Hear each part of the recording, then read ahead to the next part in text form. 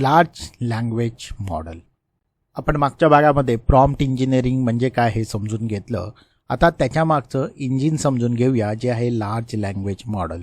LLM कसं काम करतं हे जर तुम्ही समजलात तर ते तुम्हाला हेल्प करेल चांगल्या पद्धतीचे प्रॉम्प्ट लिहिण्यास.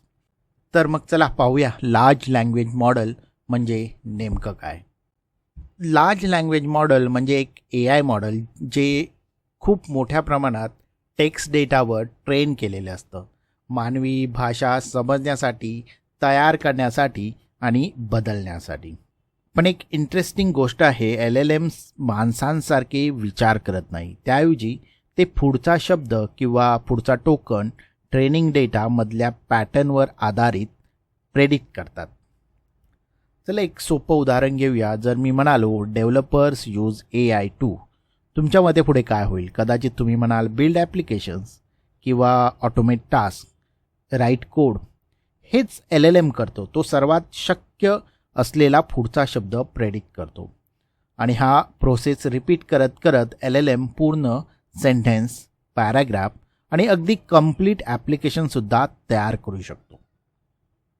आता डेव्हलपर्स आज वापरत असलेले काही पॉप्युलर LLMs बघूया. सर्वप्रथम GPT मॉडेल, जे ChatGPTमध्ये वापरले जाते. हे मॉडेल टेक्स्ट जनरेट करण्यासाठी, कोड लिहिण्यासाठी, क्वेश्चनची उत्तरं देण्यासाठी आणि डेव्हलपर्सला मदत करण्यासाठी वापरले जाते. क्लाउडी हा एक पॉवरफुल LLM आहे जो रिझनिंग, कोडिंग आणि लॉंग फॉर्मॅट कंटेंट तयार करण्यासाठी वापरला जातो. शिवाय जेमिनी आहे, LLM आहे, मिस्ट्रल आहे. सो असे वेगवेगळे लार्ज लँग्वेज मॉडेल्स आहेत. आता डेव्हलपरसाठी खूप महत्त्वाची गोष्ट आहे की हे सगळे मॉडेल्स GPT असो, क्लाउडी असो, जेमिनी असो, कोणताही एका पॉवरफुल आर्किटेक्चरवर आधारित आहे आणि ते आर्किटेक्चर आहे ट्रान्सफॉर्मर आर्किटेक्चर. ट्रान्सफॉर्मर आर्किटेक्चर मॉडेलला कॉन्टेक्स्ट समजायला मदत करते. फक्त एक एक शब्द नाही तर पूर्ण सेंटेन्सचा मिनिंग समजते.